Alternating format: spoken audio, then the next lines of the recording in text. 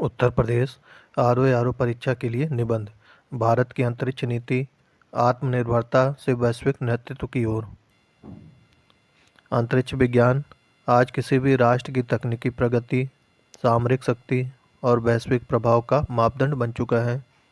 भारत, जिसने कभी सीमित संसाधनों और साधारण रॉकेट से अपनी अंतरिक्ष यात्रा प्रारंभ की थी, आज उस मुकाम पर पहुंच चुका है जहां वह आत्मनिर्भरता से वैश्विक नेतृत्व की दिशा में दृढ़तापूर्वक अग्रसर है। यह सफलता भारत की दूरदर्शी नीतियों, वैज्ञानिक प्रतिबद्धता और नवाचारपूर्ण दृष्टिकोण का परिणाम है। भारत की अंतरिक्ष यात्रा की शुरुआत वर्ष 1962 में भारतीय राष्ट्रीय अंतरिक्ष अनुसंधान समिति की स्थापना से हुई है, जिसे बाद में 1969 में भारतीय अंतरिक्ष अनुसंधान संगठन के रूप में पुनर्गठित किया गया। डॉक्टर विक्रम साराभाई के नेतृत्व में यह संगठन केवल उपग्रह प्रक्षेपण तक सीमित नहीं रहा, बल्कि उसने अंतरिक्ष को सामाजिक आर्थिक विकास के उपकरण के रूप में देखा। शिक्षा, मौसम पूर्वानुमान, संचार, कृषि, स्वास्थ्य और आपदा प्रबंधन जैसे क्षेत्रों में अंतरिक्ष तकनीक ने आम नागरिकों के जीवन को छुआ। यही दृष्टिकोण भारत की आत्मनिर्भर अंतरिक्ष नीति की आधारशिला बना। वर्ष 2023 में घोषित भारत की नई अंतरिक्ष नीति ने इस दिशा को और अधिक स्पष्ट व आधुनिक स्वरूप दिया। इसका उद्देश्य केवल आत्मनिर्भरता तक सीमित नहीं, बल्कि निजी क्षेत्र, नवाचार और अंतर्राष्ट्रीय सहयोग के माध्यम से वैश्विक नेतृत्व स्थापित करना है। यह नीति 4 प्रमुख स्तंभों पर आधारित है। फर्स्ट नंबर आत्मनिर्भरता, सेकंड निजी क्षेत्र की भागीदारी, थर्ड अनुसंधान एवं नवाचार को प्रोत्साहन और फोर्थ वैश्विक सहयोग का विस्तार।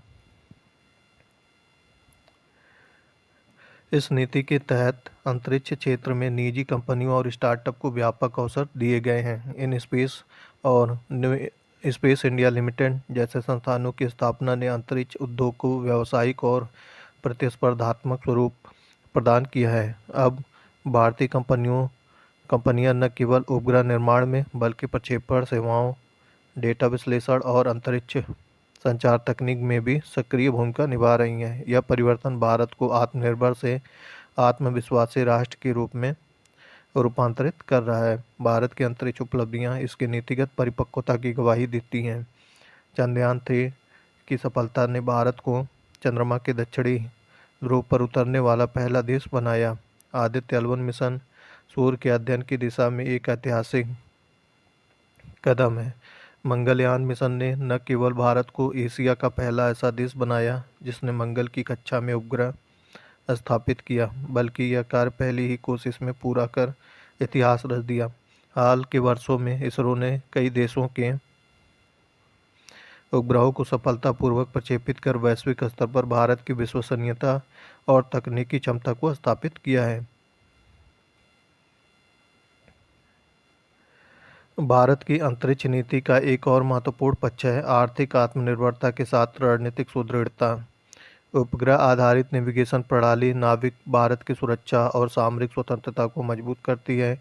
गगनयान मिशन मानव अंतरिक्ष यात्रा के क्षेत्र में भारत की अगली छलांग है, जो न केवल तकनीकी क्षमता का प्रतीक है, बल्कि वैश्विक अंतरिक्ष प्रतिस्पर्धा में भारत की दावेदारी को भी सशक्त करता है। साथ ही भारत ने अंतरिक्ष को शांति और सहयोग के मंच के रूप में प्रस्तुत किया है। भुवन पोर्टल, साउथ एशिया सैटेलाइट और स्पेस डिप्लोमेसी जैसे प्रयास भारत की इस मान्यता को दर्शाते हैं कि अंतरिक्ष का उपयोग मानवता के कल्याण के लिए होना चाहिए, न कि संघर्ष के लिए। यह दृष्टिकोण भारत को तकनीकी शक्ति के साथ साथ नैतिक नेतृत्व भी प्रदान करता है। यद्यपि चुनौतियां भी हैं, बढ़ती वैश्विक प्रतिस्पर्धा, तकनीकी गोपनीयता, अंतरिक्ष मलबा और साइबर सुरक्षा जैसी समस्याएं अंतरिक्ष नीति के समय नई बाधाएं उत्पन्न करती हैं। भारत को अपने अनुसंधान बजट में वृद्धि, निजी क्षेत्र को और प्रोत्साहन तथा अंतर्राष्ट्रीय सहयोग को रणनीतिक रूप से मजबूत बनाना होगा। भारत की अंतरिक्ष नीति उस दर्शन को मूर्त रूप देती है, आकाश सीमा नहीं बल्कि आरंभ है। आत्मनिर्भरता से आगे बढ़ते हुए भारत अब उस युग की ओर अग्रसर है जहां वह न केवल अपने लिए बल्कि पूरी मानवता के लिए अंतरिक्ष में नई दिशा तय करेगा। धन्यवाद।